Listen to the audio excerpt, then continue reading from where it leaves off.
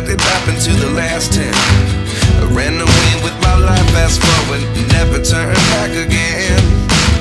It's kind of funny that the more we pass time, the more we need to set the rewind. And 19 was the year I had to leave you, but now I'm seeing all the signs.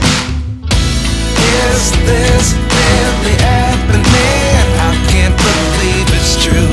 I'm just as surprised as you. Is this really happening? I can't be too sure, but one day I'll be yours again.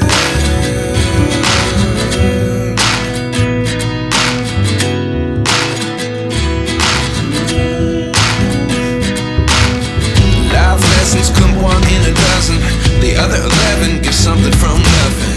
I sit here looking for an answer. Maybe the biggest question was in the last chapter. You gave me the soul I have today. Without you I never could have moved away, but now I see what you teach. I do believe I always should have stayed. Yeah. Is this really happening? I can't believe it's true. I'm just as surprised as you. Is this really happening?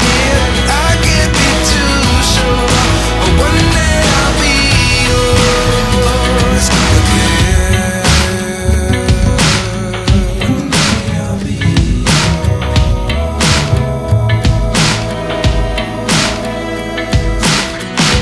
One day I'll be yours.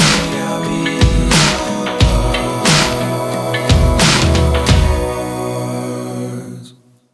Life lessons come one in a dozen, the other 11 give something from nothing. Life lessons come one in a dozen, the other 11 give something from nothing. Life lessons come one in a dozen, the other 11 give something from nothing. Life changes just open the door. One thing's certain, I'll always be yours. Is this really happening? I can't believe it's true. I'm just as surprised as you. Is this really happening? I can't be too sure, but one day I'll be yours. Yeah. Is this really happening? I can't believe it's true. I'm just as surprised as you. Is this really happening? I can't be too sure, but one day I'll be yours.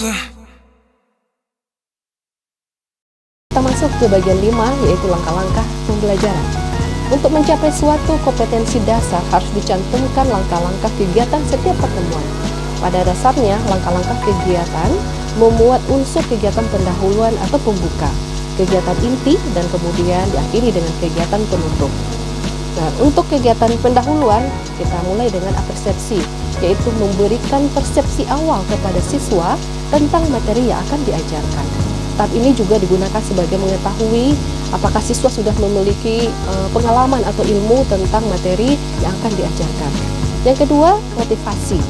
Guru bisa memberikan motivasi kepada anak tentang bagaimana pentingnya ilmu yang akan mereka dapatkan nanti. Contoh tentang gempa bumi atau bidang-bidang pekerjaan yang berkaitan dengan gempa bumi dan sebagainya.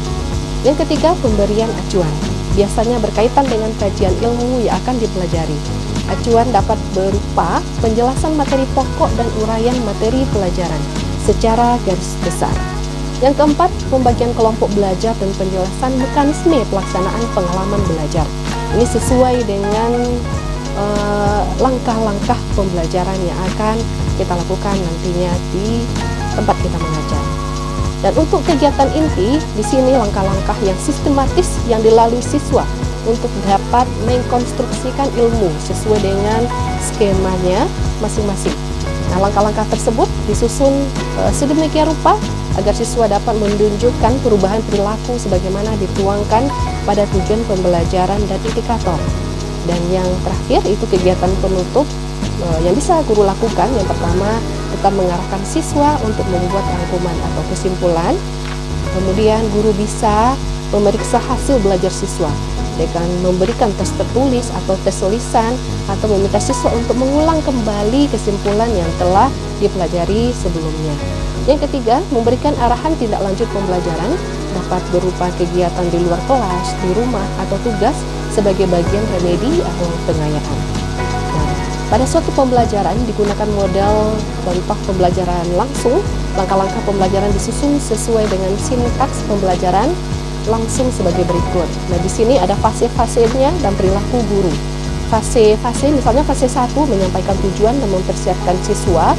Perilaku guru dapat menjelaskan tujuan pembelajaran atau indikator, informasi latar belakang pembelajaran, pentingnya pelajaran, mempersiapkan siswa untuk belajar.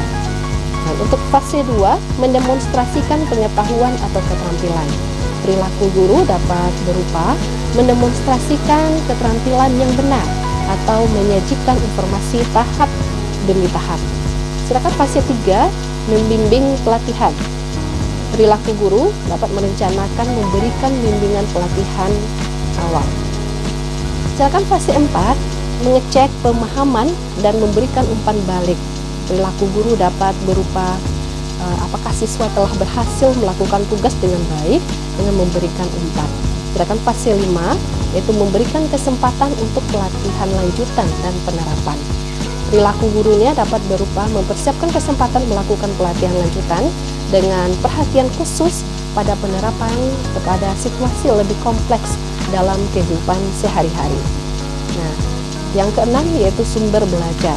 Pemulihan sumber belajar mengacu pada perumusan yang ada dalam silabus yang dikembangkan oleh satuan pendidikan. Sumber belajar mencakup sumber rujukan, lingkungan, media, narasumber. Narasumber ini bisa berupa tenaga ahli seperti ahli dalam bidangnya, kemudian lurah, polisi, dan sebagainya. Alat dan bahan. Sumber belajar dituliskan secara lebih operasional. Misalnya, sumber belajar dalam silabus dituliskan buku referensi.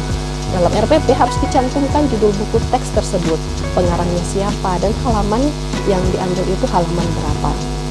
Kemudian penilaian, ini bagian yang ketujuh, ini harus dilakukan oleh guru karena penilaian dijabarkan atas teknik penilaian seperti bentuk instrumen dan instrumen yang dipakai untuk mengumpulkan data. Dalam sajiannya dapat dituangkan dalam bentuk metrik horizontal atau vertikal. Apabila penilaian menggunakan teknik tes tertulis, uraian atau tes unjuk kerja, dan tugas rumah yang berupa proyek harus disertai rubrik penilaian, biar jelas penilaiannya seperti apa. Nah, dari uraian yang telah disampaikan oleh Bu Ami, Bu Marniati, dan juga Bu Devi Rosminda tadi dapat ditarik kesimpulan